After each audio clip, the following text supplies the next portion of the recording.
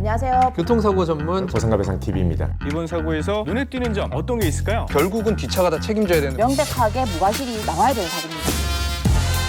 안녕하세요. 보상가배상 교통사고 전문 변호사 장슬기입니다. 자, 오늘은 교통사고로 마비 환자가 된 경우에 남은 여명 기간을 어떻게 판단하는지에 대해서 알려드리려고 합니다. 자, 일반적으로 기대 수명이라는 게 있거든요. 이건 통계청에서 매년 고시하고 있는데요. 현재 2023년에 기대 여명은 남자의 경우에는 80.6세, 여자의 경우에는 86.6세입니다. 우리가 보통 손해배상액을 산정할 때 소득은 만 65세까지 발생하는 기준으로 산정을 하죠. 그런데 간병인이 필요한 사고나 살아있는 동안은 계속 치료를 받아야 하는 경우에는 이 여명 기간 동안 간병인이 필요하고 또 치료비도 이 기간까지 필요할 거니까요. 사고 시점에서 기대 여명이 얼마인지를 따져서 계산을 하게 됩니다. 즉 치료비나 간병인 비용 같은 거는 65세까지가 아니라 살아있는 기간 동안을 쭉 계산해서 준다는 거죠. 자, 일반적으로 건강한 사람보다 신체에 마비가 있거나 식물인간인 경우 건강 상태가 건강한 사람에 훨씬 못 미치기 때문에 이 기대 여명도 단축될 거 아닙니까? 그래서 신체 감정을 할 때 이 여명이 얼마만큼 단축되는지까지 판단을 받게 되거든요. 이거를 판단할 때 의사들이 통상적으로 보는 책이 있어요. 다 똑같아요. 배상과 보상의 의학적 판단이라는 책이거든요. 근데 이 책자에는 환자 상태에 따라서 여명이 얼마나 단축되겠다 그런 것들이 다 기재되어 있습니다. 자, 이 책에 뇌를 다친 환자의 여명 비율을 보면요. 다 이런 식으로 이렇게 나와 있어요. 건강한 사람 대비 몇 프로 살 수 있는지를 다 적어놨거든요. 그리고 척수 손상으로 마비가 된 환자를 경우를 보면요. 또 이렇게 나와 있는 거죠. 근데 보통 뇌 손상보다 척수 손상의 환자의 경우에는 여명 비율이 높게 나오는데 척수 손상 환자의 경우에는 정신이 있으니까, 그러니까 정신이 멀쩡하니까 그만큼 자신의 면역이나 질병에 대한 방어가 뇌 손상 환자보다는 더 좋다고 판단돼서 이렇게 나오는 겁니다. 이런 식으로 신체 감정 결과에 여명 단축이 뭐 50%라고 나와 있다고 한다면요. 현재 40세 기준 건강한 여자의 경우에는 47년이 남는데요.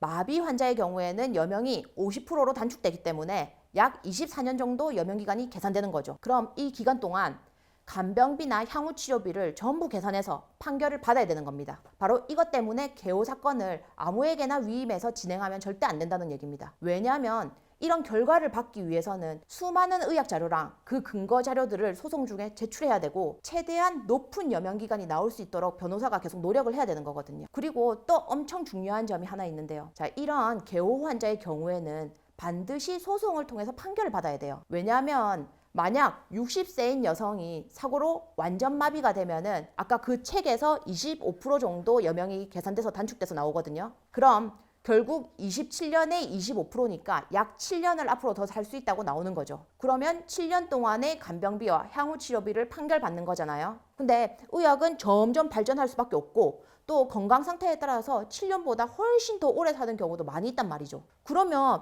피해자는 7년치의 간병비와 향후 치료비만 받아놨는데 만약에 그보다 더 살 경우에는 그 뒤에 비용은 순수하게 개인 돈으로 다 지출해야 되는 거거든요. 이것 때문에 개호 환자의 경우에는 중간에 합의나 조정 없이 그냥 판결을 받으시라는 겁니다. 자, 판결을 받아 놓으면은 그 판결 내용에 향후 7년만 더 살 수 있다는 것을 그 전제로 간병비나 향후 치료비를 산정해 놓는 게 남아 있거든요. 그렇기 때문에 그 뒤에도 생존하고 계시면은 그 시점에 다시 소송을 제기하시면 되는 거예요. 그 시점에 다시 소송을 제기하면은 다시 여명 기간을 판단하고 추가적으로 간병비와 향후 치료비를 다시 청구할 수가 있거든요. 근데 만약 합의나 조정으로 이렇게 끝내버린다면은 아무리 7년 후에 생존하고 계신다고 하더라도 다시 소송을 제기할 수가 없어요. 다른 청구 다 포기하고 합의를 한 거니까요. 자, 이건 개호 사건뿐만 아니라 모든 손해배상 소송에서 똑같이 적용되는 거예요. 그러니까 합의나 조정으로 끝낼 때에는 굉장히 신중해야 되는 겁니다. 자, 소송이 때로는 부담스러울 수도 있지만